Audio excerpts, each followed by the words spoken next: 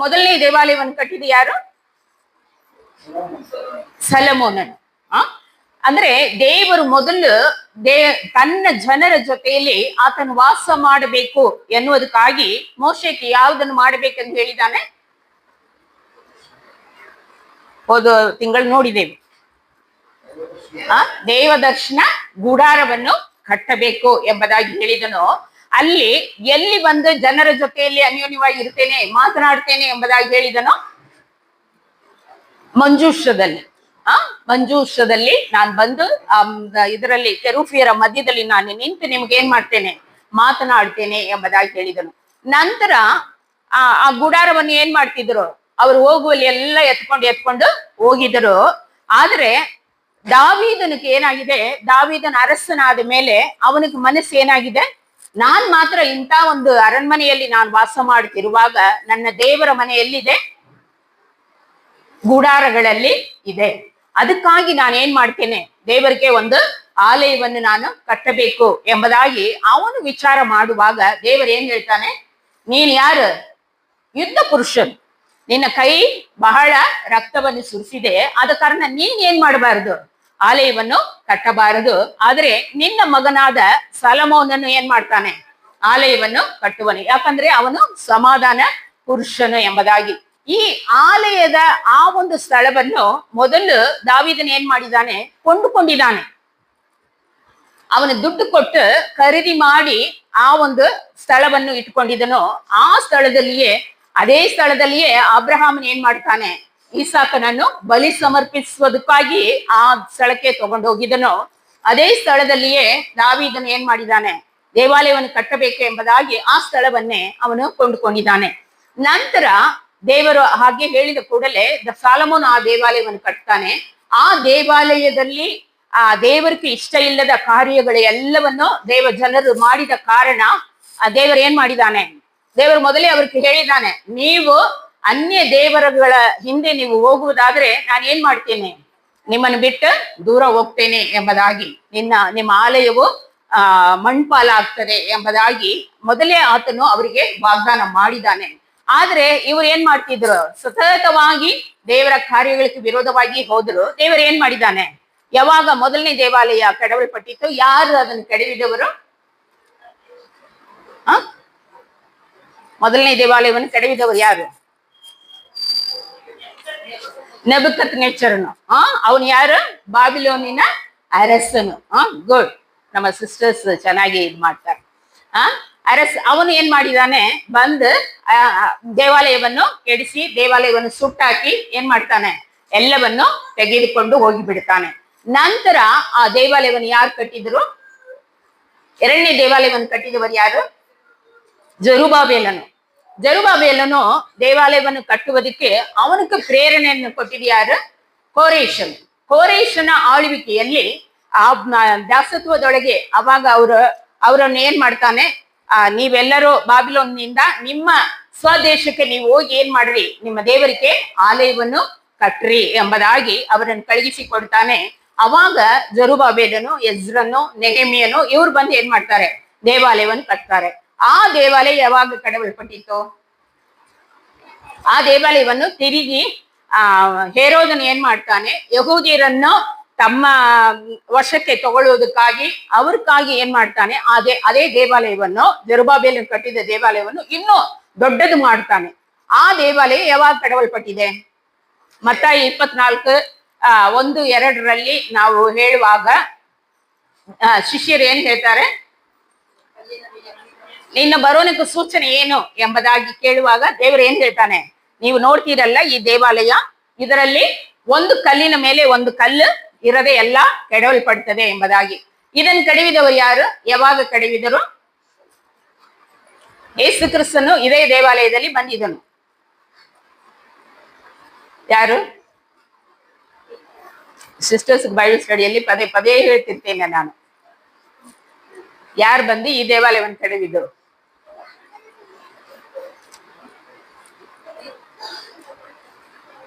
AD 70 Titus ವೆಸ್ಪಾಸಿಯನ್ ರೋಮ ಚಕ್ರವರ್ತಿ ಅವನ ಮಗನಾದ ಟೈಟಸ್ ತೀತು ರಾಯನ್ ಅವನು ಬಂದು ಏನ್ ಮಾಡಿದಾನೆ, ಈ ದೇವಾಲಯವನ್ನು ಕೆಡವುವುದಕ್ಕೆ ತಂದೆಯಿಂದ ಅಪ್ಪಣೆ ಪಡೆದು ಬರ್ತಾನೆ. ಆದ್ರೆ ಈ ದೇವಾಲಯವನ್ನು ಕೆಡವಿ ಈ ದೇವಾಲಯವನ್ನು ಸುಟ್ಟಾಕಿದವನ್ ಯಾರು? ದಮಸ್ಕದವನಾದ ಗಯಸ್ ಗಲೂಸ್. ಇವನು ಅದನ್ನು ಮಾಡಿದ ಕಾರಣ ಮುಯಿ ತೀರಿಸುವ ದೇವರು ಈಗಿನ ದಿನಮಾನಗಳಲ್ಲಿ ದಮಸ್ಕರ್ನ ಏನ್ ಮಾಡ್ತಾ ಇದ್ದಾನೆ? ದೇವರು ನಾಶನ ಮಾಡುತ್ತಾ ಇದ್ದಾನೆ. ಈಗ ಇಸ್ರೇಲ್ ಹಮಾದ್ ಈ ಯುದ್ಧದಲ್ಲಿ ದಮಸ್ಕ್ ಏನಾಗಬೇಕು? ಸಂಪೂರ್ಣವಾಗಿ ನಾಶವಾಗಬೇಕು. ಏನಾಯ್ತು? ಗಾಯಸ್ ಗಲ್ಲೂಸ್. ಓಕೆ, ಇವನು ಆ ದೇವಾಲಯವನ್ನು 70ನೇ ಕ್ರೈಸ್ತ ಶಕ 70ನೇ ಇಸ್ವಿಯಲ್ಲಿ ಅದನ್ನು ಕೆಡವಿ ಹಾಕಿದರು. ಆದ್ರೆ ದೇವರ ವಾಗ್ದಾನ ಇವರು 3ನೇಯ ದೇವಾಲಯವನ್ನು ಕಟ್ಟಬೇಕು ಎನ್ನುವುದಕ್ಕಾಗಿ ಈಗ ಎಷ್ಟು 2000 ವರ್ಷ ದಾಟಿ ಹೋಗಿದೆ. ಆದ್ರೆ ಇನ್ನು ದೇವಾಲಯಕ್ಕಾದ ಒಂದು ಸ್ಥಳ ಅವರಿಗೆ, ಅವರ ದೇವಾಲಯವನ್ನು ಕಟ್ಟಬೇಕಾದ ಆ ಸ್ಥಳದಲ್ಲಿ ಏನಿದೆ? ಈಗ 2023 ಅಕ್ಟೋಬರ್ನಲ್ಲಿ ನಡೆದ ಯುದ್ಧ ಎದಕ್ಕಾಗಿ? ಆ ಯುದ್ಧದ ಹೆಸರು ಏನು ಗೊತ್ತಾ? Alexa flood. ಅಂದ್ರೆ ಆ ದೇವಾಲಯವು ಇವರು ರೋಮರು ಆ ದೇವಾಲಯವನ್ನು ಕೆಡವಿದ ಆ ಸ್ಥಳದಲ್ಲಿಯೇ ಯಾರು ತಮ್ಮ ಮಾಸ್ಕ್ ಅನ್ನು ಕಟ್ಟಿದ್ದಾರೆ? ಮುಸ್ಲಿಮ್ಸ್ ತಮ್ಮ ಮಾಸ್ಕ್ ಅನ್ನು ಅಲ್ಲಿ ಕಟ್ಟಿದ್ದಾರೆ. ಅವ್ರಿಗೆ ಇಸ್ಲಾಮಿಯರಿಗೆ 3ನೇಯ ದೊಡ್ಡ ಒಂದು ಮಸೂದಿ ಅದಾಗಿರುತ್ತದೆ ಅಲೆಕ್ಸಾ. ಅದರಲ್ಲಿಯೇ ಇವರು ದೇವಾಲಯವನ್ನು ಕಟ್ಟಬೇಕು.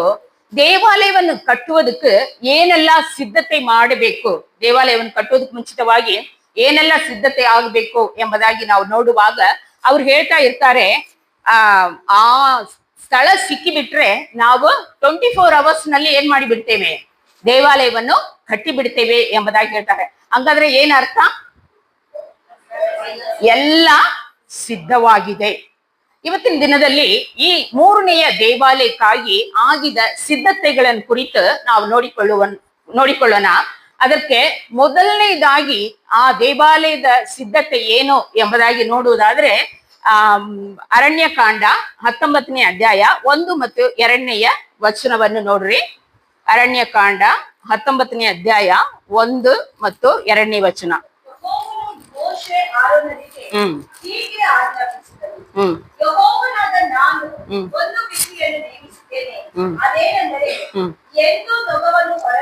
ಎಂದು ನೊಗವನ್ನು ಹೊರೆದ ಮತ್ತು ಯಾವ ಕುಂದು ಕೊರತೆಯೂ ಇಲ್ಲದ ಯಾವುದ್ರಿ?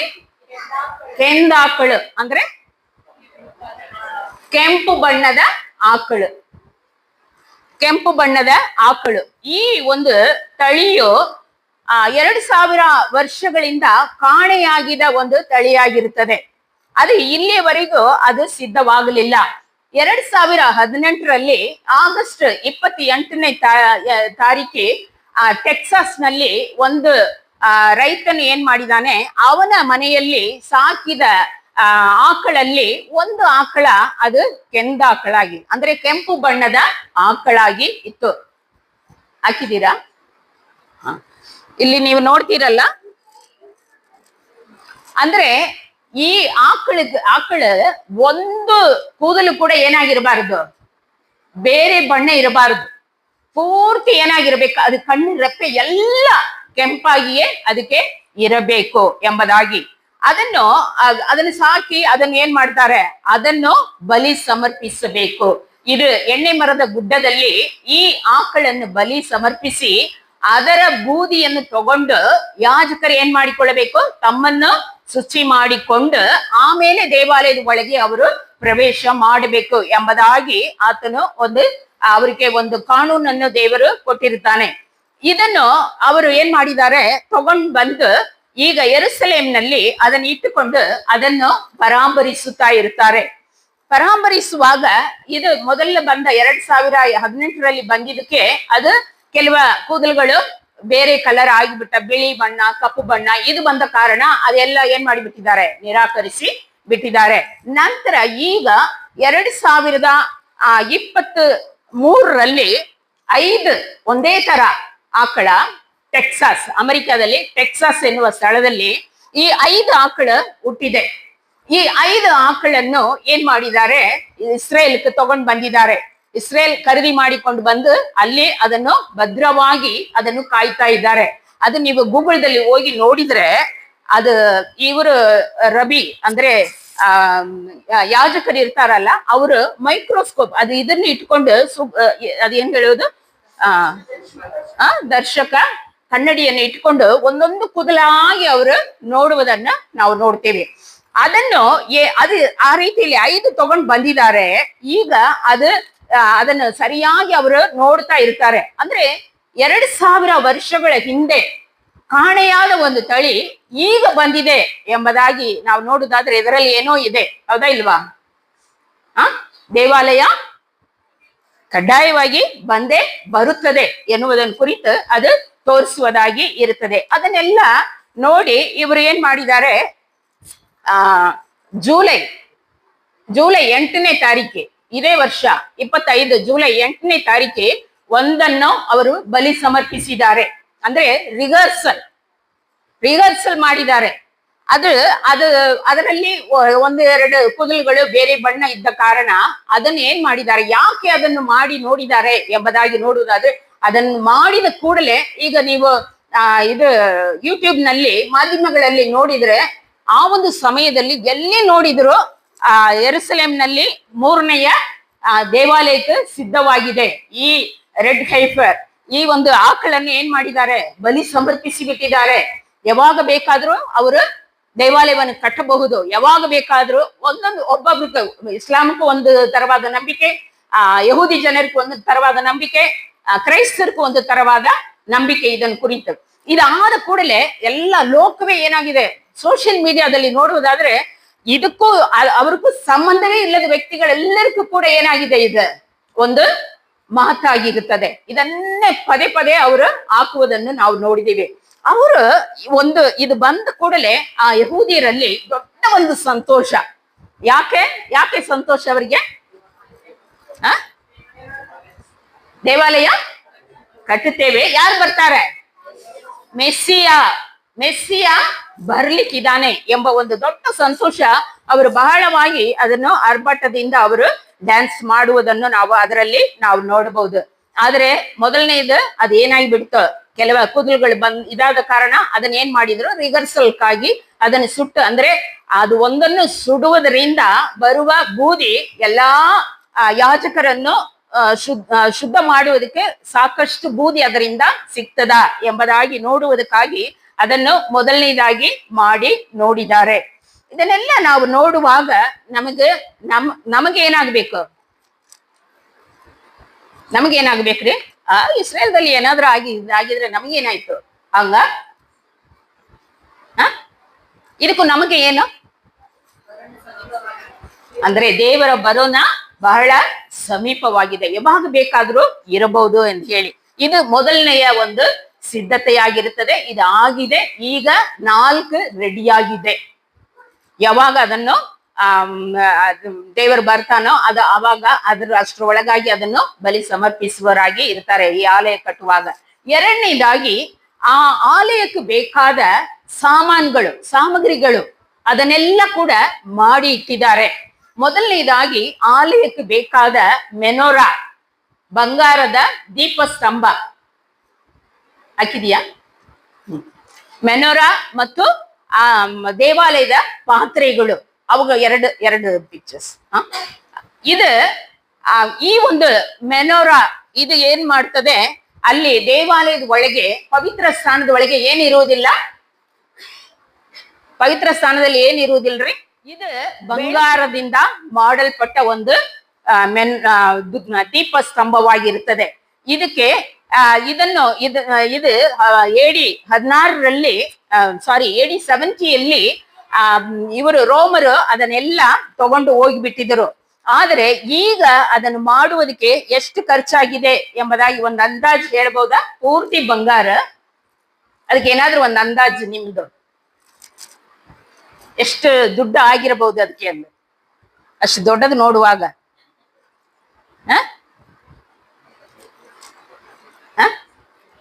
ಕೇಳ್ರಿ, ಎಷ್ಟಾಗಿರ್ಬೋದು? 20 20,000, 20 ಲಕ್ಷ, 2 ಕೋಟಿ. 2 ಕೋಟಿ ದುಡ್ಡು ಖರ್ಚು ಮಾಡಿ ಇದನ್ನ ಯಾವ್ದನ್ನ ಮಾಡಿದ್ದಾರೆ? ಇದರ ಹೆಸರೇನು?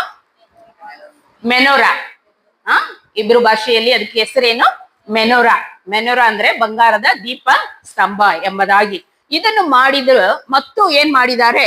ಇನ್ನು ದೇವಾಲಯಕ್ಕೆ ಬೇಕಾದ ಅನೇಕ ವಸ್ತುಗಳನ್ನು ಕೂಡ ಅವರು ಮಾಡಿ ಇಟ್ಟಿರುವುದನ್ನು ನಾವು ನೋಡ್ತೇವೆ. ಎರಡನೇ ದೇವಾಲಯ ಕಡವಲ್ಪಟ್ಟ ಆ ಒಂದು ಸಮಯದಲ್ಲಿ ಎಲ್ಲವನ್ನು ಏನ್ ಮಾಡಿಬಿಟ್ಟಿದ್ದಾರೆ? ರೋಮರು ತೆಗೆದುಕೊಂಡು ಹೋಗಿ ಬಿಟ್ಟಿದ್ದಾರೆ. ಆದ್ರೆ ಈಗ ಅದನ್ನು ಮಾಡುವಂತೆ ದೇವರು ಏನ್ ಮಾಡಿದ್ದಾನೆ? ಅವ್ರಿಗೆ ಪ್ರೇರಣೆಯನ್ನು ಕೊಟ್ಟಿದ್ದಾನೆ. ಇದರಲ್ಲಿರುವ ಪ್ರತಿ ಒಂದು ವಸ್ತುಗಳು ಸತ್ಯವೇದದಲ್ಲಿ ಯಾವ ಆಕಾರದಲ್ಲಿ ಇರಬೇಕು, ಎಷ್ಟು ತೂಕದಲ್ಲಿ ಇರಬೇಕು ಎನ್ನುವ ಆ ಒಂದು ಲೆಕ್ಕಾಚಾರವನ್ನೆಲ್ಲ ಸರಿಯಾಗಿ ಇಟ್ಟುಕೊಂಡು ಇವುಗಳನ್ನು ಮಾಡಿ ಇಟ್ಟಿದ್ದಾರೆ. ಆಮೇಲೆ ಇವುಗಳಲ್ಲಿ ಉಪಯೋಗಿಸುವ ಇದು ಏನು ಧೂಪ, ಎಣ್ಣೆ, ಇವುಗಳನ್ನೆಲ್ಲ ಅವರು ಸಿದ್ಧ ಮಾಡಿ ಇಟ್ಟಿದ್ದಾರೆ. ಇವುಗಳನ್ನು ಕುರಿತು ವಿಮೋಚನೆ ಕಾಂಡ 30ನೇ ಅಧ್ಯಾಯ 22ರಿಂದ 27 ವಚನಗಳನ್ನು ನಾವು ನೋಡಿಕೊಳ್ಳೋಣ. ವಿಮೋಚನೆ ಕಾಂಡ 30ನೇ ಅಧ್ಯಾಯ 22ರಿಂದ 27.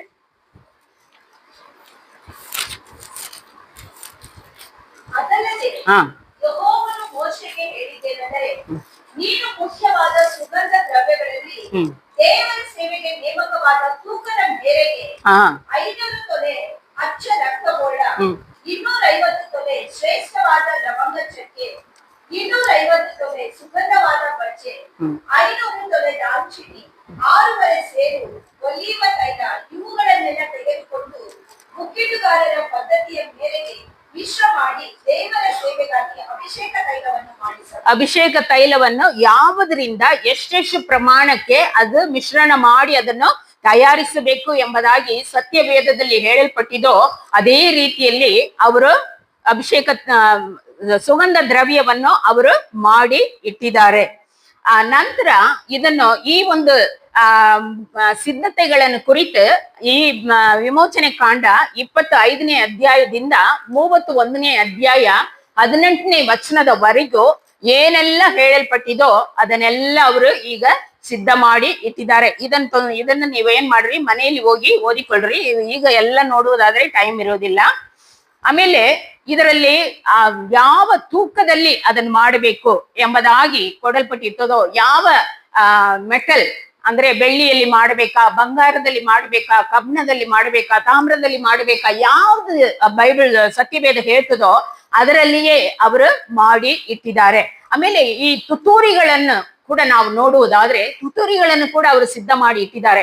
ಆ ತುತ್ತೂರಿಗಳು ಆ ಒಂದು ಸಮಯದಲ್ಲಿ ಯಾವ ಸಾಲಮೋನ್ ದೇವಾಲಯದಲ್ಲಿ ಮತ್ತು ಜೆರುಬ್ಬಾಬೆಲನ ದೇವಾಲಯದಲ್ಲಿ ಆ ಯಾಜಕರು ಅದನ್ನು ಉಪಯೋಗಿಸುವಾಗ ಯಾವ ರೀತಿಯ ಧ್ವನಿಯನ್ನು ಅದು ಕೊಟ್ಟಿತ್ತೋ ಆ ನಿಖರವಾದ ಧ್ವನಿಯನ್ನು ಕೊಡುವಂತೆ ಆ ಒಂದು ಸಿಲ್ವರ್ ಟ್ರಂಪೆಟ್ ತುತ್ತೂರಿಗಳನ್ನು ಕೂಡ ಅವರು ಮಾಡಿ ಇಟ್ಟಿರ್ತಾರೆ ಎಂಬುದಾಗಿ. ಪ್ರತಿ ಒಂದು ಇದನ್ನು ನಾವು ನೋಡುವಾಗ ಅದು ಸತ್ಯವೇದದಲ್ಲಿ ಯಾವ ರೀತಿಯಲ್ಲಿ ಅದನ್ನು ಮಾಡಬೇಕು ಎಂಬುದಾಗಿ ಎಷ್ಟು ಪ್ರಮಾಣದಲ್ಲಿ ಅದನ್ನು ಮಾಡಬೇಕು ಎಂಬುದಾಗಿ ಕೊಡಲ್ಪಟ್ಟಿರ್ತದೋ ಅಷ್ಟು ಅವರು ಏನ್ ಮಾಡಿದ್ದಾರೆ, ಅದಕ್ಕೆ ತಕ್ಕ ಹಾಗೆ ಇವುಗಳನ್ನು ಅವರು ಸಿದ್ಧ ಮಾಡಿ ಇಟ್ಟಿದ್ದಾರೆ ಎಂಬುದಾಗಿ ನಾವು ನೋಡ್ತೇವೆ. ಇದು ವಸ್ತುಗಳನ್ನು ಕುರಿತು ನಾವು ನೋಡ್ತೇವೆ, ಆಕಳನ್ನು ಕುರಿತು ನಾವು ನೋಡಿದ್ದೇವೆ. ಈಗ ಇದನ್ನು ಉಪಯೋಗಿಸುವುದಕ್ಕೆ ಯಾರು ಬೇಕು? ಇದನ್ನೆಲ್ಲ ಉಪಯೋಗಿಸುವುದಕ್ಕೆ ಯಾರು ಬೇಕು? ಯಾಜಕರು ಬೇಕು. ಅವರನ್ನು ಕೂಡ ಇವರು ಏನ್ ಮಾಡಿದ್ದಾರೆ, ಈಗ ಅವ್ರಿಗೆ ಟ್ರೈನಿಂಗ್ ಕೊಡ್ತಾ ಇದ್ದಾರೆ. ಮೂರನೇದಾಗಿ ಯಾಜಕರ ತರಬೇತಿ, ಅದು ಯಾಜಕರನ್ನು ಅವರು ಸಿದ್ಧ ಮಾಡುತ್ತಾರೆ. ಇದಕ್ಕೋಸ್ಕರ 2130 ಜನರಿಂದ 2430 ಜನರವರೆಗೂ ಇದರಲ್ಲಿ ಭಾಗವಹಿಸುವರಾಗಿರುತ್ತಾರೆ. ನೋಡ್ರಿ, 2000 ವರ್ಷಗಳ ಹಿಂದೆ ಮಾಡಿದ ಆ ಕಾರ್ಯಗಳು ಈಗ ನಮ್ಮ ಕಾಲದಲ್ಲಿ ಏನಾಗಿದೆ, ತಿರುಗಿ ಅದು ಪ್ರಾರಂಭವಾಗಿದೆ ಎಂಬುದಾಗಿ ನಾವು ನೋಡ್ತೇವೆ. ಇವರನ್ನೆಲ್ಲ ಎಲ್ಲಿಂದ ಯಾರು ಯಾಜಕರಾಗಿರ್ಬೇಕು? ದೇವರ ಕಾನೂನಿನ ಪ್ರಕಾರ ಯಾರು ಮಾತ್ರ ಯಾಜಕರಾಗಿರ್ಲಿಕ್ಕೆ ಸಾಧ್ಯ ಅಂದ್ರೆ ಹಳೆ ಒಡಂಬಡಿಕೆಯಲ್ಲಿ ನಾನು ಕೇಳ್ತೇನೆ, ಲೇವಿ ಕುಲದವರು. ಲೇವಿ ಕುಲದವರು ಆ ಒಂದು ಯಾಜಕ ಸೇವೆಯನ್ನು ಮಾಡುವುದಕ್ಕಾಗಿ ಅವರನ್ನು ಎಲ್ಲ ಇದರಲ್ಲಿಯೂ ಆರಿಸಿ ತಗೊಂಡು ಬಂದಿದ್ದಾರೆ. 2009 ಇಸ್ವಿಯಲ್ಲಿ ಟೆಂಪಲ್ ಇನ್ಸ್ಟಿಟ್ಯೂಟ್ ಎಂಬುದಾಗಿ ಒಂದು ಇನ್ಸ್ಟಿಟ್ಯೂಟ್ ಅನ್ನು ಪ್ರಾರಂಭಿಸಿ ಅವರು ಏನ್ ಮಾಡಿದ್ದಾರೆ, ಮಿಸ್ಬಾ ಎನ್ನುವ ಸ್ಥಳದಲ್ಲಿ ಇವ್ರಿಗೆ ಟ್ರೈನಿಂಗ್ ಕೊಟ್ಟಾರೆ. ಮಿಸ್ಬಾ ಎನ್ನುವಾಗ ಏನಾದ್ರೂ ನೆನಪು ಬರ್ತದಾ ನಿಮಗೆ? ಯಾರೋ ಒಬ್ರು ಪ್ರಾಫಿಟ್ಸ್ ಸ್ಕೂಲ್ ಇಟ್ಟಿದ್ರು, ಪ್ರವಾದಿಗಳ ಮಂಡಲಿಗೆ ಒಂದು ಶಾಲೆ ಇಟ್ಟಿದ್ರು. ಅಲ್ಲಿ ಹೋಗಿ ಮೊದಲನೇ ಅರಸನು ಕೂಡ ಹೋಗಿ ಪ್ರವಾದನೆ ನುಡಿದನು. ಇಸ್ರೇಲಿನ ಮೊದಲನೇ ಅರಸನು ಸಲಮೋನ, ಸೌಲನು. ಯಾರ ಸ್ಕೂಲ್ ಅದು?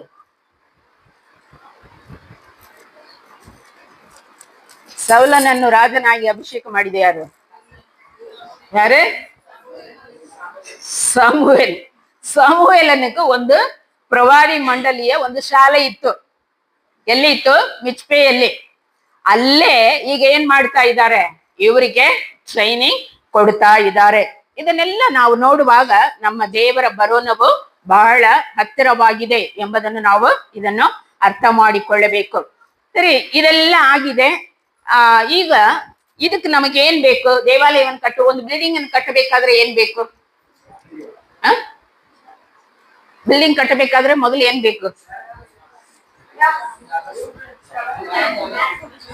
ಉಷಾಕಾಂತ್ ಹೇಳ್ರಿ, ಒಂದು ಬಿಲ್ಡಿಂಗ್ ಬೇಕಂದ್ರೆ ನೋಡ್ರಿ, ಬಿಲ್ಡಿಂಗ್ ಕಟ್ಟುವವರಿಗೆ ಬಿಲ್ಡಿಂಗ್ ಬಗ್ಗೆ ಗೊತ್ತಿರ್ತದೆ. ನಮಗೇನಿರುತ್ತದೆ ಅಂದ್ರೆ ಬ್ಲೂ ಪ್ರಿಂಟ್ ಬೇಕು. ಒಂದು ಬಿಲ್ಡಿಂಗ್ ಅನ್ನು ಕಟ್ಟಬೇಕಾದ್ರೆ ಒಂದು ಬ್ಲೂ ಪ್ರಿಂಟ್ ಅವರು ಎಂಜಿನಿಯರ್ಸ್ ಕೊಡಬೇಕು. ಈ ಬ್ಲೂ ಪ್ರಿಂಟ್ ಕೂಡ ಈಗ ಸಿದ್ಧವಾಗಿದೆ. ಅದು ಯಾವ ರೀತಿಯಲ್ಲಿ ಎಷ್ಟು ಒಂದು ಉದ್ದ, ಅಗಲ, ಎತ್ತರ, ಎಲ್ಲೆಲ್ಲಿ ಯಾವ ಯಾವ ಇದು ಇರಬೇಕು ಇದರೆಲ್ಲ ಅವರು ಅದರಲ್ಲಿ ಕೊಡಲ್ಪಟ್ಟ ಕ್ರಮಕ್ಕನುಸಾರವಾಗಿ, ಅಂದ್ರೆ ದೇವಾಲಯದ ಒಂದು ಉದ್ದ ಎಷ್ಟಿರಬೇಕು?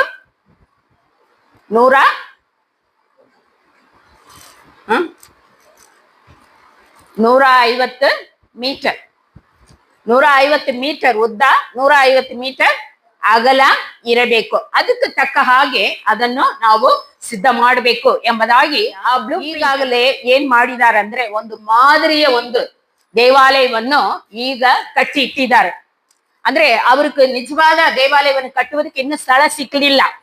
ಆದ ಕಾರಣ ಅವ್ರು ಏನ್ ಮಾಡಿದ್ದಾರೆ, ಒಂದು ಮಾಡೆಲ್, ಒಂದು ಬಿಲ್ಡಿಂಗ್ ಒಂದು ಮಾಡೆಲ್ ಮಾಡಿ ಇಟ್ಟಿರ್ತಾರಲ್ಲ, ದೊಡ್ಡ ದೊಡ್ಡ ಕಂಪನಿಗಳಿಗೆಲ್ಲ ನಾವು ಹೋಗುವಾಗ ಆರಿಕಾ ಅಂತ ಹೇಳ್ತಾರೆ. ಆ ರೆಪ್ಲಿಕಾವನ್ನು ಅಲ್ಲಿ ಯೆರೂಸಲೇಮಿನಲ್ಲಿ ಮಾಡಿ ಇಟ್ಟಿರ್ತಾರೆ. ಅದನ್ನು ಹೋಗುವವರು ಅದನ್ನು ಹೋಗಿ ನಾವು ಅದನ್ನು ನೋಡಬಹುದು ಎಂಬುದಾಗಿ. ಇದರಲ್ಲಿ ಆ ರೆಪ್ಲಿಕಾದಲ್ಲಿ ಎಲೆಕ್ಟ್ರಿಕಲ್ ಸಿಸ್ಟಮ್, ಪ್ಲಂಬಿಂಗ್ ಸಿಸ್ಟಮ್ ಎಲ್ಲವನ್ನು ಕೂಡ, ವೆಂಟಿಲೇಷನ್ ಎಲ್ಲವನ್ನು ಕೂಡ ಅದರಲ್ಲಿ ಮಾಡಿ ಇಟ್ಟಿದ್ದಾರಂತೆ.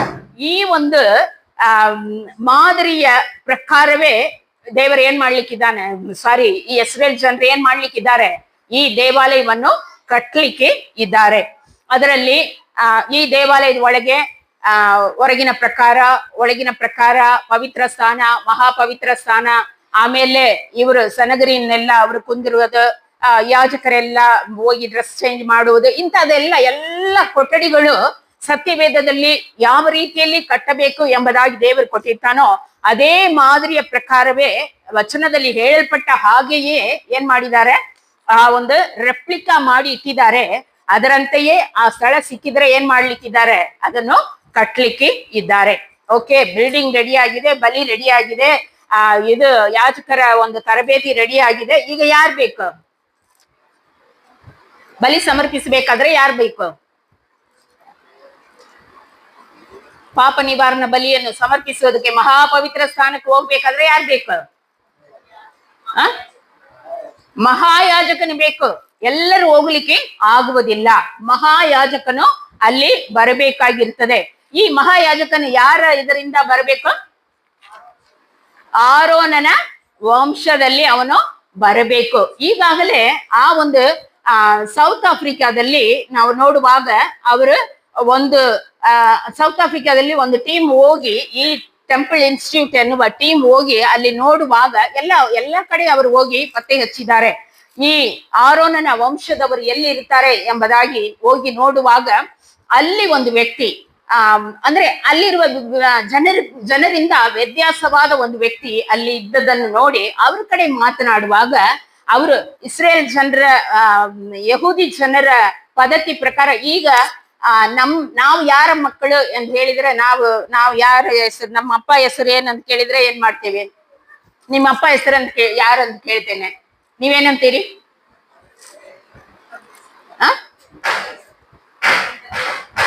ನಿಮ್ ತಂದೆ ಹೆಸರು ಹೇಳ್ತೀರಿ, ಹೌದಾ ಇಲ್ವಾ? ಅದಕ್ಕೆ ಯಾಕೆ ಇಷ್ಟು ಯೋಚನೆ ಮಾಡ್ತೀರಿ ಯಾರ ಹೆಸರು ಹೇಳ್ಬೇಕಂದ? ನಮ್ ತಂದೆ ಹೆಸರು ಅದು ಎದಕ್ಕೆ ಹೇಳ್ತೇನಂದ್ರೆ, ನಮ್ ತಂದೆ ಅವರ ಮಗ, ಅವರ ಮಗ, ಈ ರೀತಿ ಏನಾದ್ರು ಹೇಳ್ತೇವಾ? ಇಲ್ಲ. ಆದ್ರೆ ಇಡೀ ವಿಶ್ವದಲ್ಲಿಯೇ ಈ ನಮ್ಮ ಜನರಿಗೆ ಒಂದು 3 ಪಂಗಡಗಳು ಹೇಳ್ತಾರೆ. ಅವ್ರು 3 ಜನರು ಮಾತ್ರ ಏನ್ ಹೇಳ್ತಾರಂತ, ಅವರ ವಂಶ ಪಾರಂಪರ್ಯವನ್ನು ಹೇಳ್ತಾರಂತ.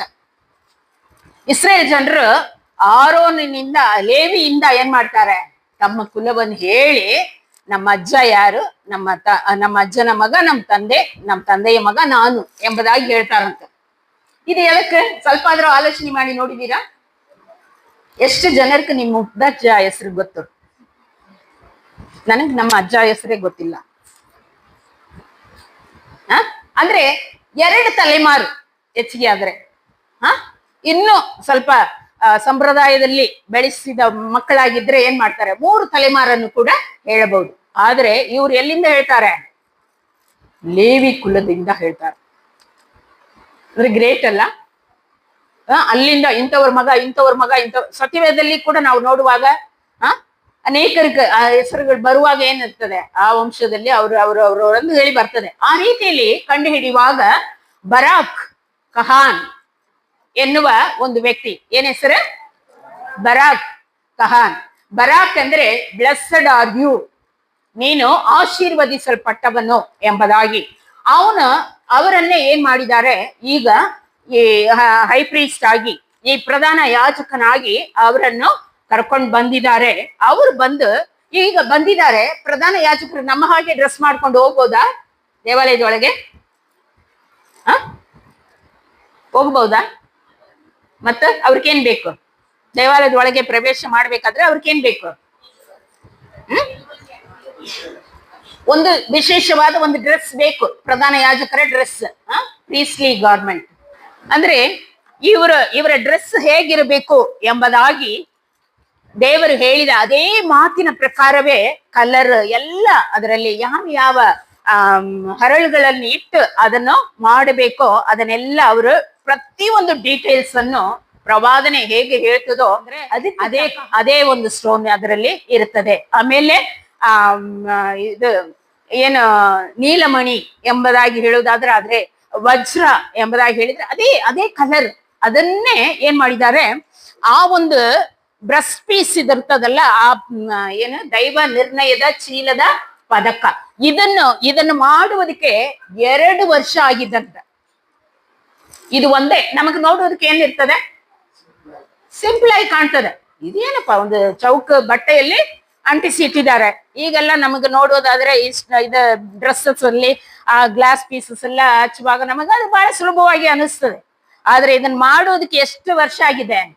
ಅದು ಒಂದೇ ಆ ಸ್ಕ್ವೇರ್ ಅಷ್ಟೇ ಮಾಡೋದಕ್ಕೆ 2 ವರ್ಷ ಆಗಿದೆ ಎಂಬುದಾಗಿ.